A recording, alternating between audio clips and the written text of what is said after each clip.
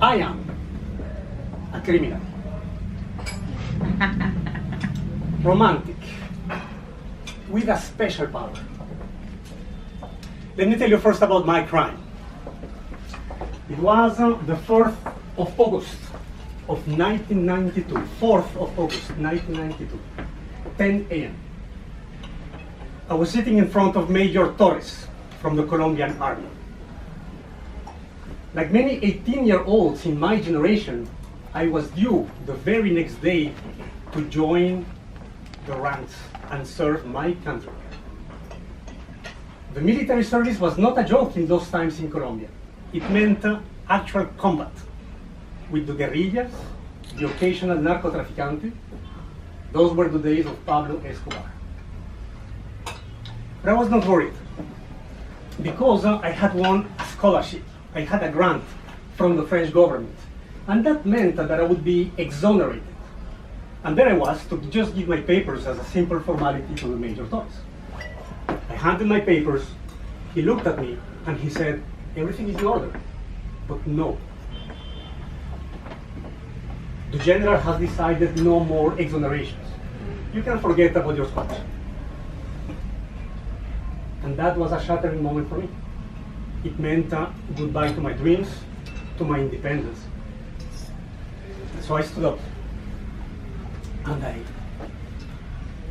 said to the major, I said, okay, thank you for the time. Thank you. I went straight to the French embassy and I told them, I need help. I need to go today. I need you to help. And actually they did. In a few hours, they managed to get me my visa, student visa, ticket, and I was scrambling around the city to get my stuff together, reach my friends and family, and basically ask them to meet me at the airport so we could say goodbye.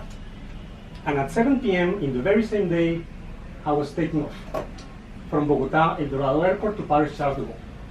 And so I became a deserter of the Colombian Army, and this is my crime.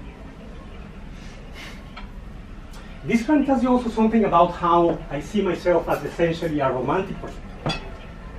I think I am quite aware of things as they are, but what drives me really is things as they should be, as I believe they should be.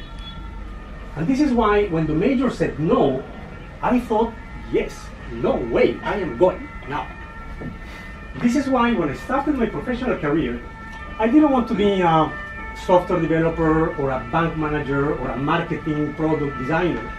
What was interesting for me was how to combine technology, change management, process knowledge, put it all together and change the way people work, change the way maybe a consumer experiences a given brand or a service in a store.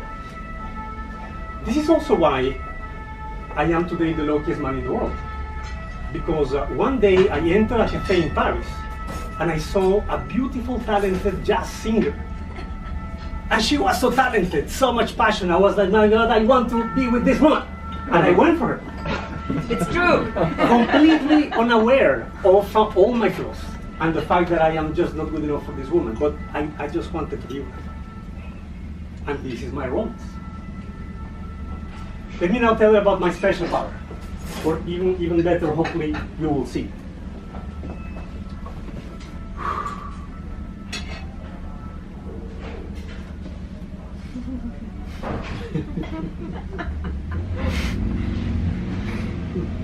I can wiggle my ears independently. How cool is that? Now you could ask, how is this useful? Actually, it is. You would be surprised. You could also ask, how is this consistent with my criminal record? How is this consistent with my romance or how I see my romantic life? And you know, it's really not. Life is not consistent. Like all the stories we tell ourselves and we tell others, like all the labels we use to define ourselves and to define others, life does not give answers to all the questions. There are so many loose ends. Mm-hmm. And this is actually very good because it provides opportunity for us to explore, to improvise, to experiment. and to find something new in every conversation. I hope we can continue this with coffee and wine. And I am sure that after a little bit of coffee, after a little bit of wine, you will confess.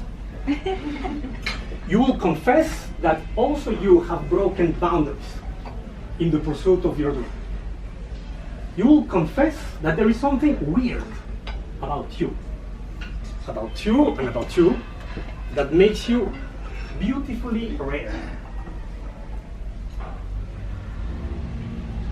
And you, like me, will admit to be a criminal, romantic, with a special talent.